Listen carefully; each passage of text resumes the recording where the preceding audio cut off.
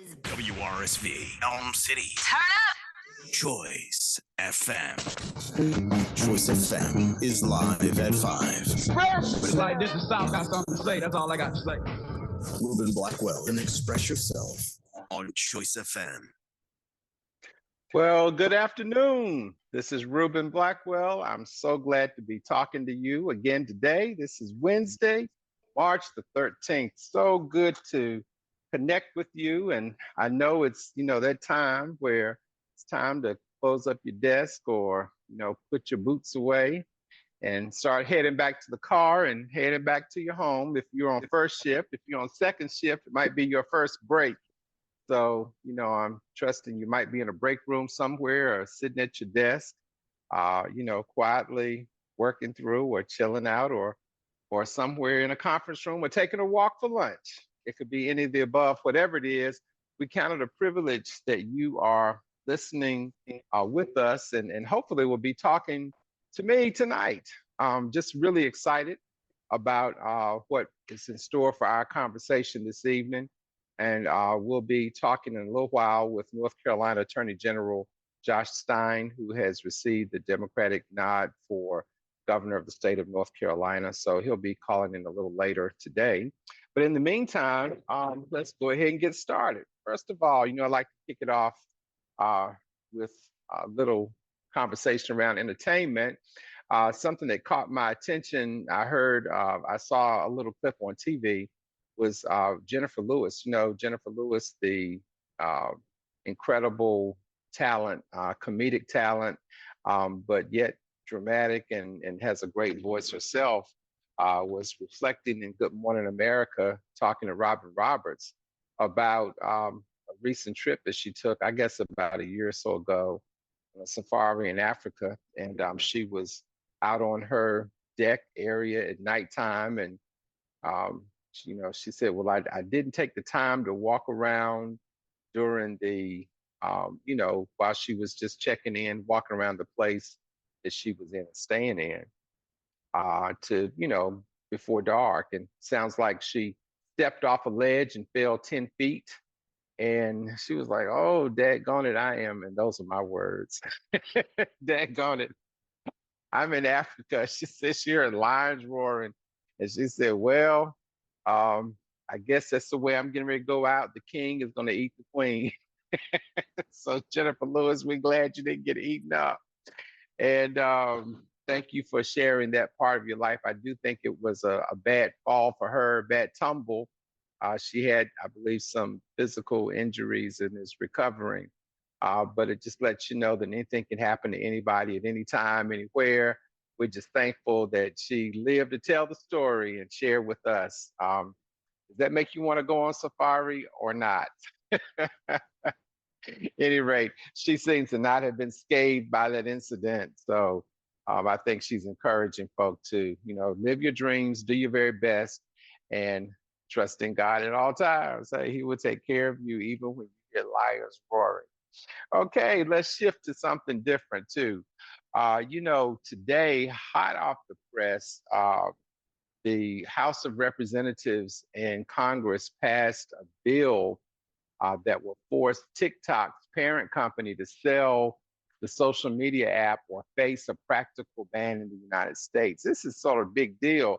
President Biden said that he would sign it if it made it to his desk. So he's putting the onus on a bipartisan effort to get something to him that would force TikTok, which everybody knows is this incredible app that lots of people use, especially young people, millions and millions and millions. And it passed the House with a strong bipartisan support. I think the vote was like 362 to 65, with one member voting present. That's the way people vote, to say, I don't really want to take a stand. I am here and I'm part of the discussion dialogue, but I'm not voting away. And what the concern is that the FBI, along with other American enforcement entities, are saying that their parent company, ByteDance, is headquartered in Beijing and may cause our American user data to be sold for Chinese surveillance. And lots of states, including North Carolina, would not allow uh, their users or their employees to download TikTok on their app for fear of, official information being transmitted to China. Don't know how that changes the federal government spying on us anyway. FBI knows everything. That's every click you make, every move you make, every click you take, every move you make. Somebody is watching, right? So what I do know is that TikTok has been a very powerful medium for people to express their feelings and their thoughts and their perspectives. It's also been recognized. All social media applications, Facebook, Instagram, and then former Twitter, which is now X, have come under fire by federal government because of election interfering allegations in the last two elections. So I see no need why that would shift now this election coming up. But it is interesting moving into an election year that there seems to be significant bipartisan support to disrupt lots of communication by these large social media giants for fear of undue influence. And I'm not sure where those lines are. I'd be real interested. Maybe we can find a guest to come on and talk to us about that. Might be a question that we ask our Attorney General today, since that's one of the things that he'd be in a seat to have to weigh in on. That might be a topic of conversation that we can talk about a little bit later on today. Okay, so also shifting from that point, we're going to talk about State of the Union address. Where were you on Thursday? My goodness, I tell you what, that Joltin' Joe came out hammering, didn't it? And he really came out looking to me like he was really not so much trying to convince the American public of an agenda, stated that the agenda is already set. I think he had to convince the public that he was up for the job and that he has plenty of fight in him and that he is fully cognizant and aware and that he's ready to handle whatever comes his way. So Joltin' Joe, that's what I'm calling him. I know that's a throwback from an old black boxer, but I'm just gonna say Joe came out swinging. What do you think about that? I would love to hear what your conversation or what your thoughts are about State of the Union, about this legislation around TikTok, anything else that's on your mind, but that's what I'd like to focus on today. If we could just take a look at some of the things that are happening in our first section of our conversation tonight. So give me a call at 252-937-7400 or 919-872-9210. 252-937-7400 or 919-872-9210. Let's talk about this State of the Union address. I'm going to paraphrase from an NPR article. Want to always make sure I give the source of good information. I agree with their perspective, so I'll share that with you. They said that President Biden did a few things very well. Number one, he took on Donald Trump extensively, in several policy manners as well as demeanor and perspective matters. And I mean, he came out swinging. And he never called his name, though. He said, my predecessor or the former president. And he did it more than a dozen times. And he did it for prime time. He knew he was on TV and he knew he had everyone's attention. And he did not mince any words about how he felt the contrast was between him and the Republican nominee for president. Second thing that he did is that he put reproductive rights front and center in this particular campaign. And he really, I mean, he did something that I've never seen before. And I'm not saying I could have missed it, but the U.S. Supreme Court judges at the State of the Union always come, regardless of who's president. They come and they sit in the front part of the chamber, and they're, I think they're to the right of the speaker, the right of the president as he's making right front as he's making his address. And he just looked at them and he told them that they were wrong about what they did in Roe v. Wade, and they're going to understand the power of the woman this year. And he's calling on Congress to codify Roe v. Wade and not make it a matter of judicial interpretation. And he really put out, threw the gauntlet down to me. He just told everybody, he said, you're going to see the power of the women's vote. And he just sort of went through a litany of, the states that the vote was on the ballot, and every single time, those people who were supporting an end to abortion or severe restriction to abortions, how every time it went to a popular vote, those people were voted down or the measures were voted up to keep reproductive rights and freedom. So he sent a direct appeal to progressive thinking folks and to women in particular about having autonomy and control of their own bodies. The third thing that he really made a case for is that his economic policies are working. So he debunked some of the myth about there are no jobs out here, and he said that this is he created more jobs than any president in sitting history, and he also felt that there's a very clear comparison about the general economic health of the country now as opposed to when Donald Trump was in. And he talked about how he has cut $1 trillion from his policies, cut $1 trillion from the deficit, and how Trump added hundreds of billions of dollars to the deficit by taking away money from poor and middle class families through tax cuts for the wealthy. Bottom line, the only way to balance a budget is to either cut costs or increase revenue, and hopefully you have some combination of the two being done simultaneously.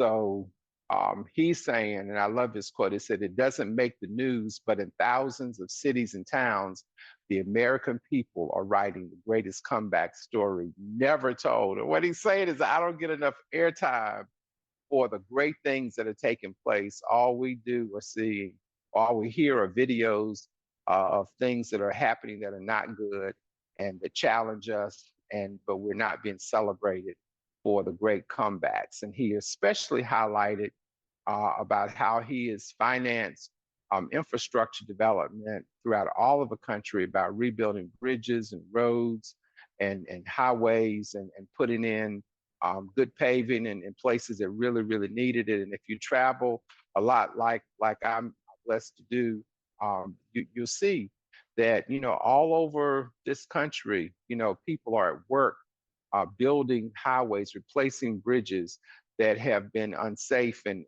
things that have not been done, rebuilding their downtown communities. There is money flowing from the federal government into municipalities, into local governments to help them build and make sure that America's infrastructure is in place, including infrastructure like broadband.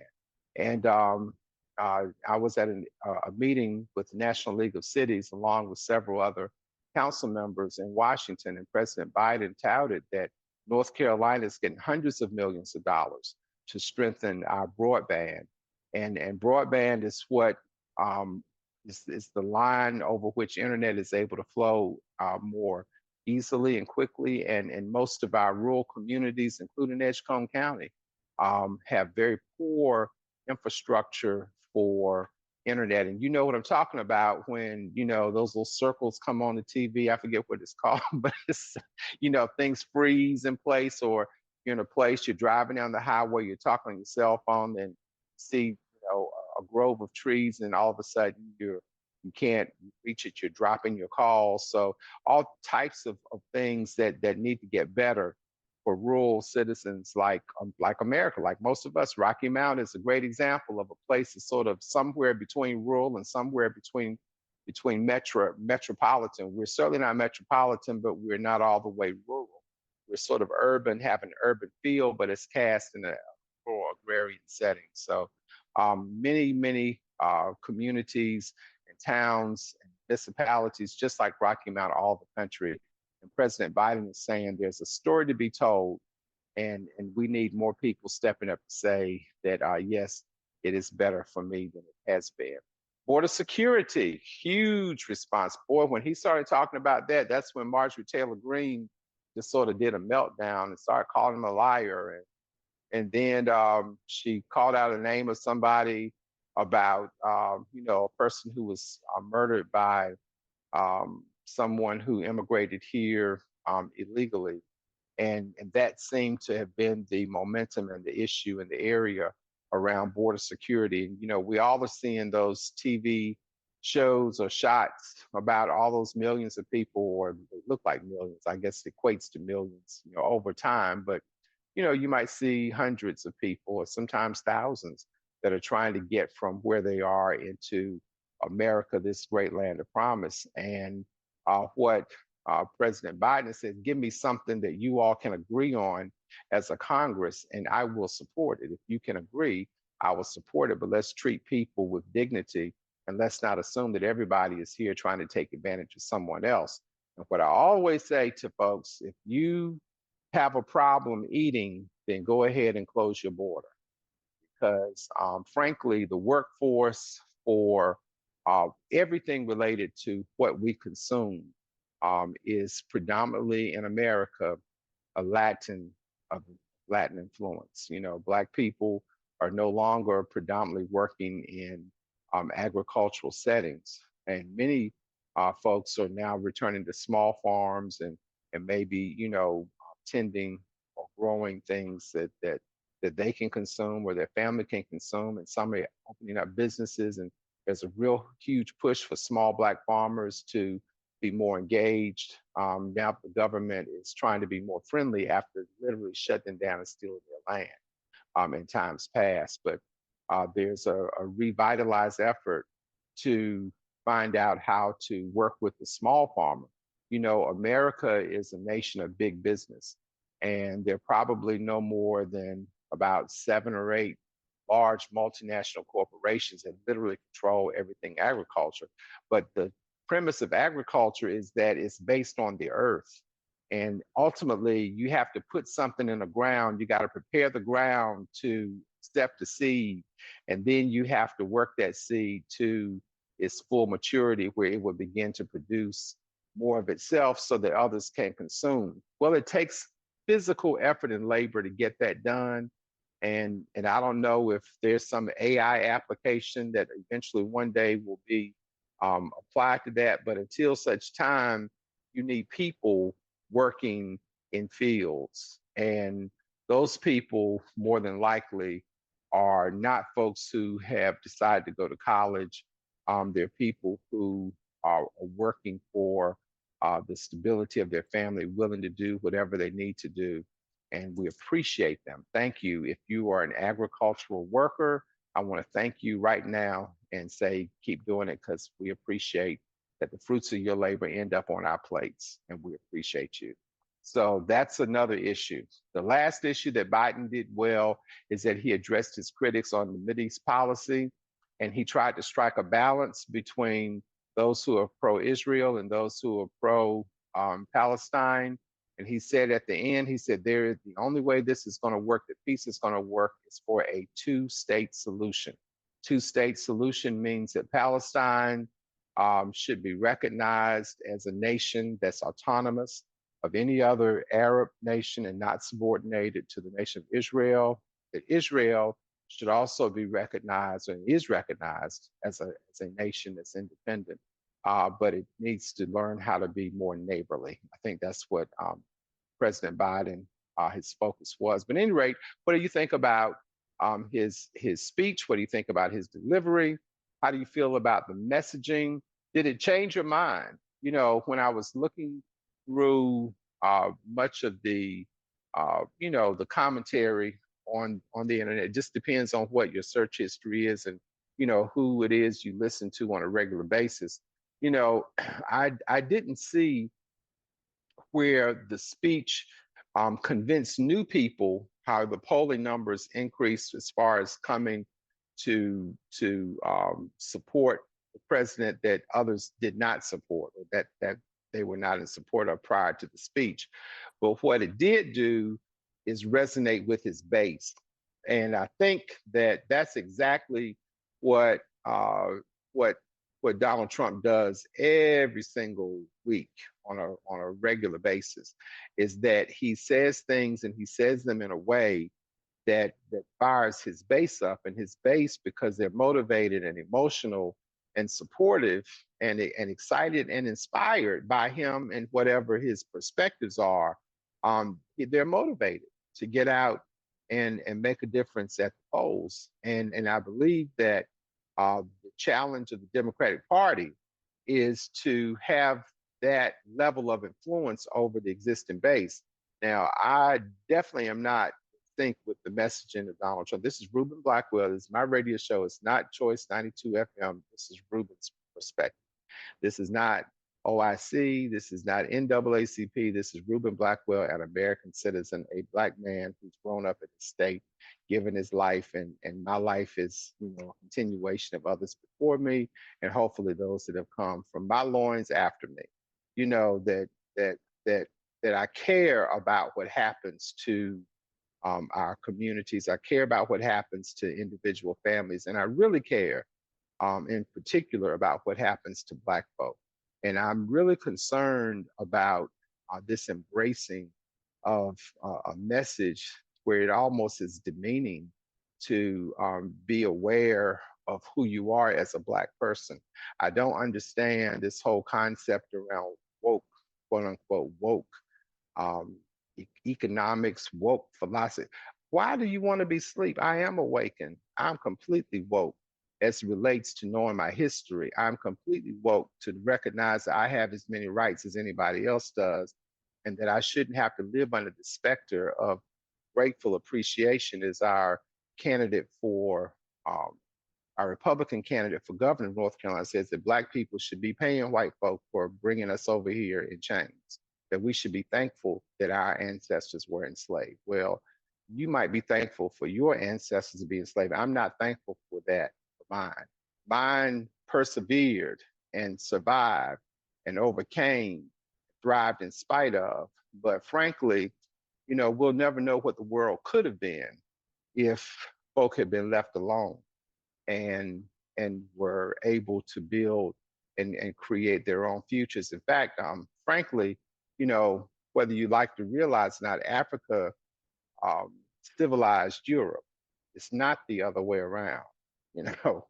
Europe was in the Dark Ages at least twice. And at least twice, Africa's wisdom, intellect, resources elevated the mindset of Europe and created with them the capacity for them to dominate the rest of the world. And that's because that's how they chose to manage their resources.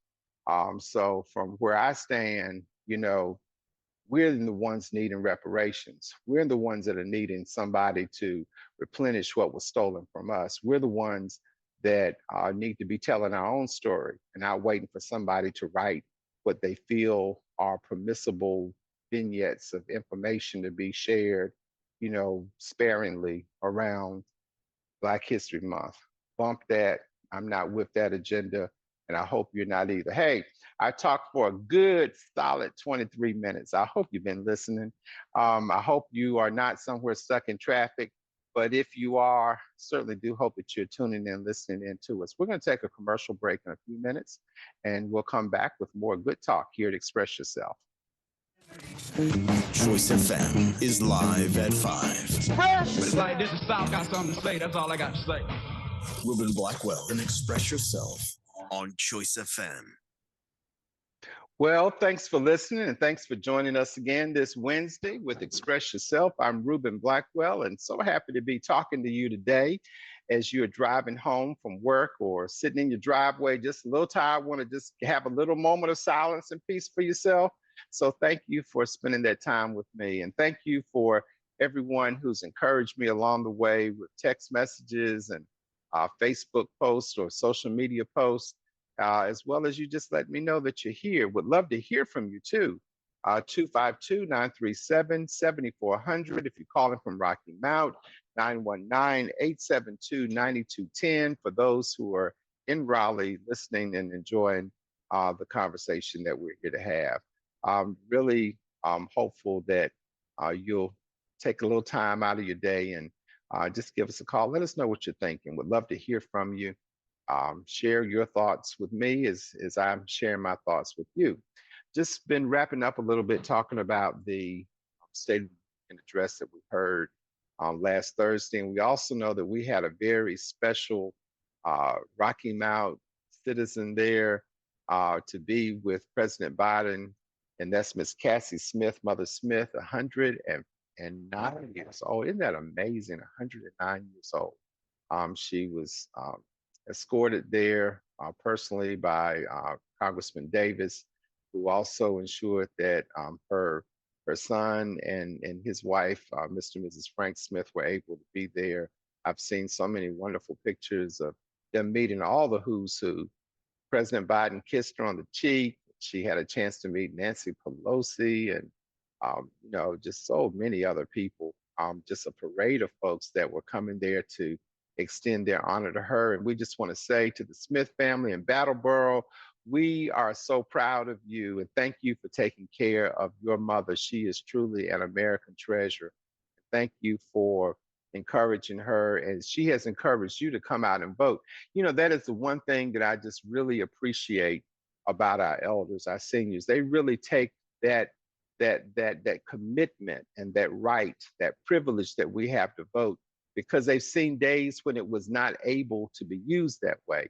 I just think we handle so lightly our freedoms in America as if, they are always guaranteed. And I see how the rabid right takes the Second Amendment, which is, the right to bear arms. But it's amazing how they're just so crazy about that, but they don't want you to have the right. Amazing. Okay. Well, we have a very special guest with us today. He is North Carolina's Attorney General, served 2 terms in that position. His name is Josh Stein. He is also our new gubernatorial nominee from the Democratic Party to lead our state as the governor of North Carolina. Mr. Attorney General, welcome to Express Yourself. You're on the air with me right now. So happy to have you here today.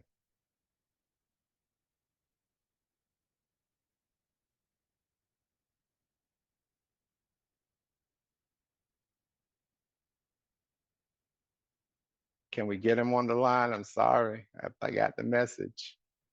I think he's here.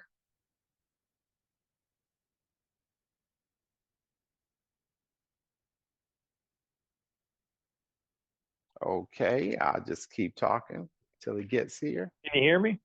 I hear you now. Hey, Okay. hey, thank you so much. Good. Thanks for calling in today. Yeah, sorry for the technical difficulties. I said it's a pleasure to be with you, Councilmember Blackwell. Always good to talk with you, sir. So you got the nod. Tell us how you're feeling today. I'm honored, as you can imagine, humbled, and then really excited to be the Democratic nominee for governor. The stakes for North Carolina could not be any higher.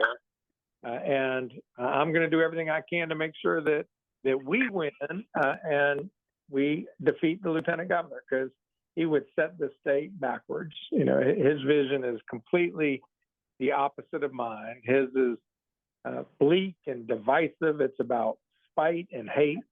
And I try to be about forward-looking and inclusive and making sure that we are tapping the potential of every person and giving everyone an opportunity to thrive, to live in safe neighborhoods, send their kids to great schools, and to have a real chance at economic success. So can you tell us, Attorney General, during your tenure, as the lead attorney for the state of North Carolina, what your track record is in protecting vulnerable populations, communities, and I'm interested as well in Black communities in particular. What have you been able to do in the 8 years that you led our state that have benefited marginalized households, especially those in rural communities and maybe in urban environments that are less than what we'd like them to be. Well, just I'll go back a little further than that, if I may, because Please do. these issues my entire career. I've been a lawyer for about 30 years now, and my first job out of law school was working with the Minority Credit Union Support Center, which existed to support African American credit unions, predominantly in Eastern North Carolina, to invest in those communities, to support small business, and to support people buying a home. And then when I became a lawyer for the state in the Attorney General's office as head of the Consumer Protection Division for then Attorney General Roy Cooper, who obviously later became our governor, one of the things I'm proudest about was running the payday lenders out of North Carolina, because they were charging loan shark interest rates, Councilmember Blackwell, of 500% on working families. And it will not surprise you that they were targeting minority families more than white families. And then as Attorney General, I've worked hard to ensure people have health care. I defended Obamacare in the United States Supreme Court successfully. I've argued champion Medicaid expansion for over a decade, and I'm so gratified that we finally achieved that. I've defended people's right to vote in this democracy. You know, the Republican General Assembly gerrymanders legislative districts to discriminate against certain voters, and the Fourth Circuit Court of Appeals wrote that they targeted Black voters with what they said was almost surgical precision. Well, as Attorney General of North Carolina, I fought back because I believe in our democracy, the people should choose their representatives, not the other way around. And the state should be about protecting the right to vote, not restricting it. I've worked to make our criminal justice system fairer and better. I chaired the governor's task force for racial equity and criminal justice, along with North Carolina Supreme Court Justice Anita Earls, to identify solutions to address the disparities that exist throughout the criminal justice system, and then work to implement them. And we're making progress, even though we all recognize there remains a great distance yet to go.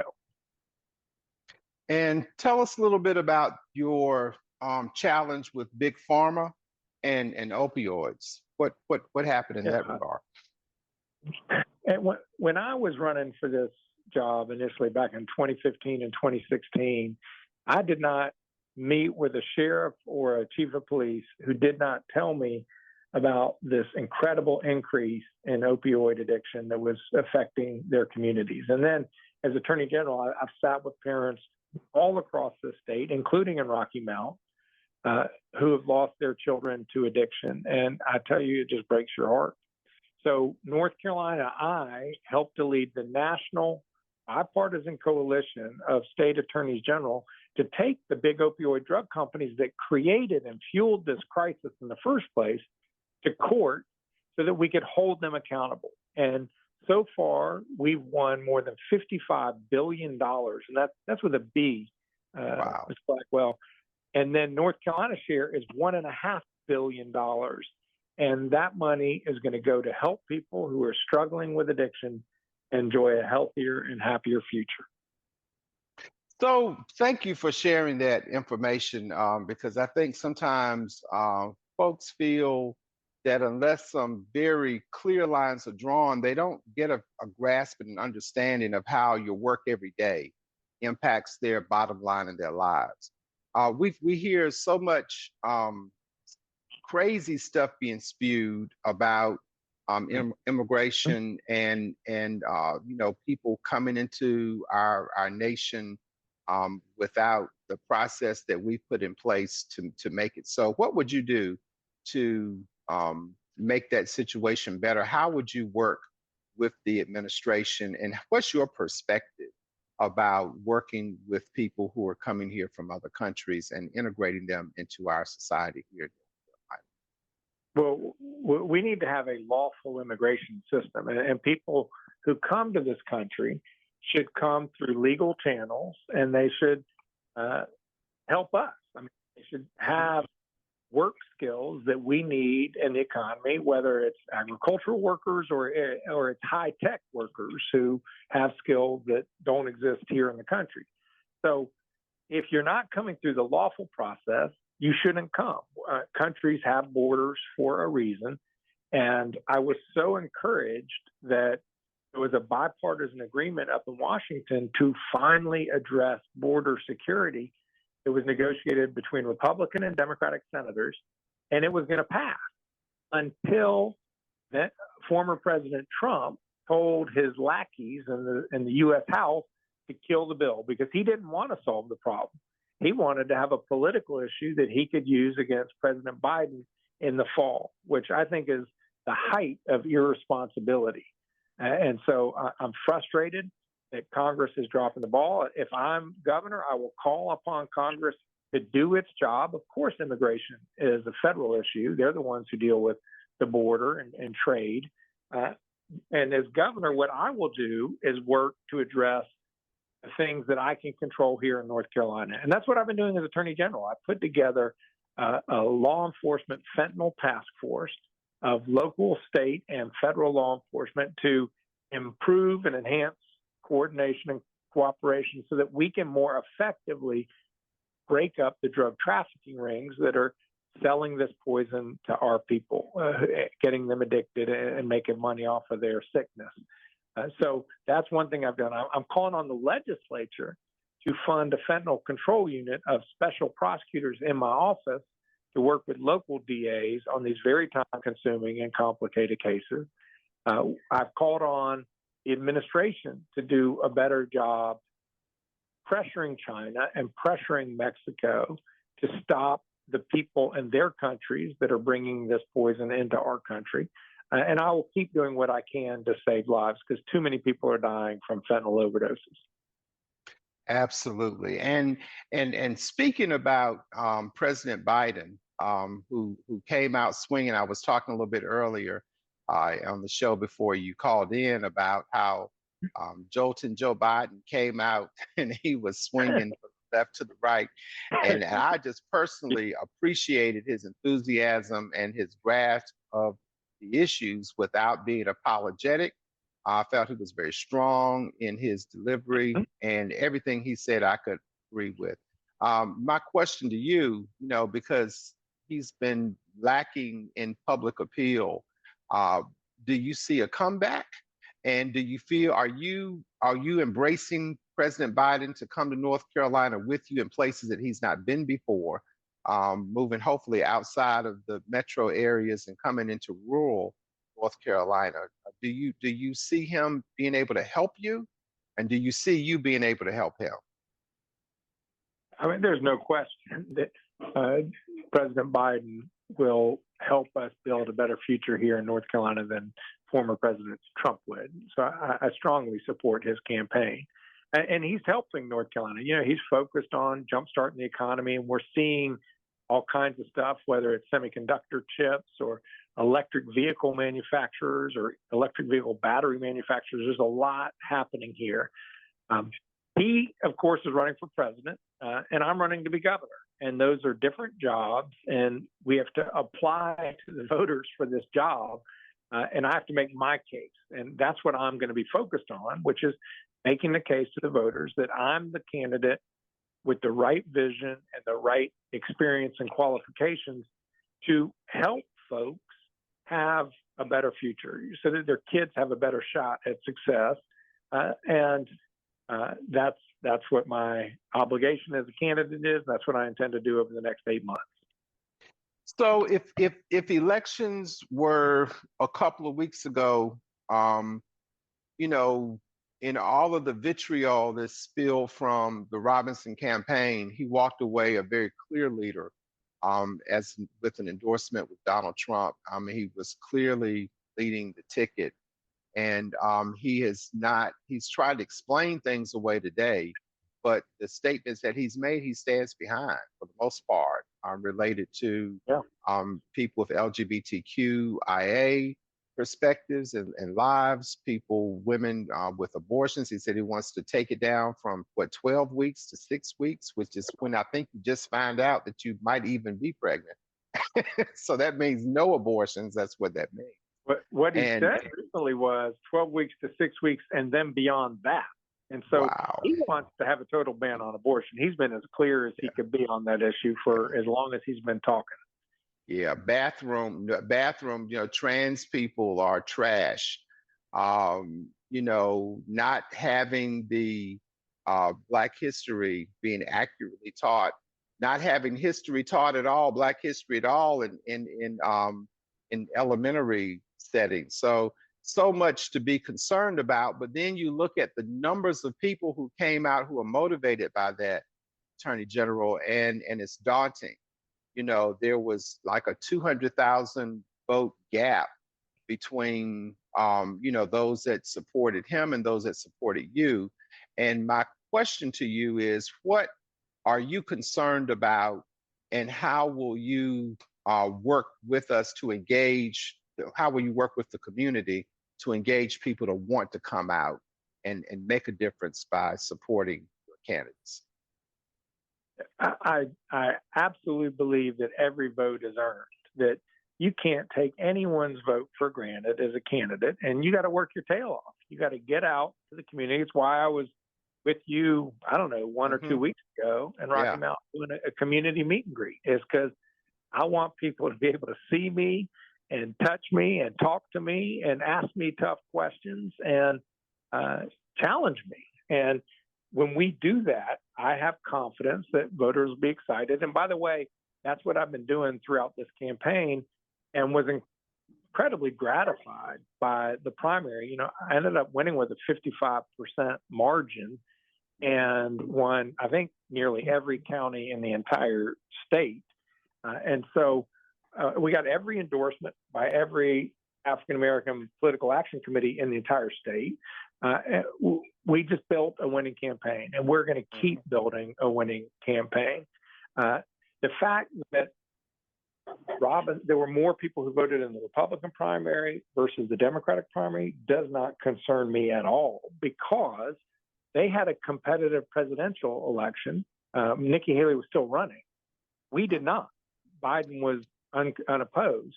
They had 10 of their 14 congressional races were competitive on the Republican side. We didn't have a single competitive Democratic primary for Congress anywhere in the state. And so, of course, their voter turnout was going to be higher. What's really interesting, Councilman, is that 360,000 Republicans voted against Mark Robinson in his primary. And so he has a real challenge to unify that party that I don't think he can do, because he is not just Republican. He's not just a MAGA Republican. He is a fringe right-wing person who doesn't represent the vast majority of North Carolina. You know that he is called the civil rights movement crap. He called it communist rights movement. He said it was not about giving rights, but taking away rights. He called Obama a communist, a Muslim. He said he wasn't born in America. He called Michelle Obama a man. He said that Raphael Warnock, this is a direct quote, Senator Warnock from Georgia, has the wisdom and decency of a crack-addicted mugger in late stages of syphilitic insanity. This man is a fringe character who has no business leading the state of North Carolina. Well, it sounds like to me you're ready for a debate. Let's do it. Are you ready? Attorney General, are you ready? Are you ready? I want it to be a fact-based debate. And if we can have a fact-based debate, then the voters will win. Well, what is your appeal to the people of North Carolina? What's your vision for our state? We talked a little about what we definitely don't want, and we talked about what you've already done to build a platform. Can you present a vision of where North Carolina can be under your leadership? Yeah, it's all about the future. It's forward-looking, it's optimistic, it's positive, it's inclusive. I genuinely believe we cannot afford to waste the talents of any single person, because the world is competitive, and we got to tap and use everyone's energy and ideas. I want every North Carolinian to be able to live in a safe community, for their kids to go to a good school, and for them to be able to access an economy that works for them, not just people at the top, but for them. And it's because I believe in the promise of this state. And I believe the promise is that if you work hard in North Carolina, you should be able to get ahead. And it doesn't matter where you're from, what your background is, anything. No matter where you come from, you should be able to move forward. And that's the kind of future we can build in North Carolina. But we have to invest in our people, and we have to invest in their futures. And Attorney General, before you leave, and I know you're busy, and I'm just so thankful that you took the time to call in today and talk with those of us who live in Rocky Mount and Raleigh, or maybe driving through our communities. People might not know where you came from and what created your state of mind about who you are and who other people are and what North Carolina could be. Can you tell us a little about how you were raised and what your dynamics were that created this state of mind for you? Happy to do that, Councilman Blackwell. Yeah, I grew up in Charlotte and then again in Chapel Hill. And we were in Charlotte because back in the mid-1960s, my dad, Adam, joined with Julius Chambers and James Ferguson that formed North Carolina's first integrated law firm. And anyone with gray hair remembers that those were incredibly dark days of division in the state. And they fought legal battles to oppose discrimination and promote equality. And they had huge wins that not only benefited the state of North Carolina, but benefited people living in this entire country. And they would never back down from doing what was right, not even after somebody firebombed their law office and burned it to the ground. They firebombed Chambers' home, they firebombed Chambers' car, but these men were heroes. And they and so many other heroes across North Carolina teach us that some things are worth fighting for, and it does not matter who's on the other side. It does not matter how tough things are. And so that's how I was raised. My parents taught me to stand tall for equality, for justice, and for opportunity for every person. And that's fundamentally what I try to be about in my work life. Well, Attorney General Stein, thank you for sharing that information with us. I think it gives people an insight that this is not someone you had to make yourself to be to give a good speech, but it's someone who's lived a life of inclusion, and you've seen it around you and had a chance to meet people who really were world changers. And I'm hoping that you'll be able to continue to come out in all communities and express yourself to people so they get a chance to see who you are. And I thank you for taking time with me today. Thank you so much. Thank you for having me on, and thank you for what you do for people in Rocky Mount. I really appreciate you. Thank you. Thank you so much, my friend. Thank you. You have a great day. And we'll continue on with more of Express Yourself after we take a quick break, pay some bills. Thank you so much for listening.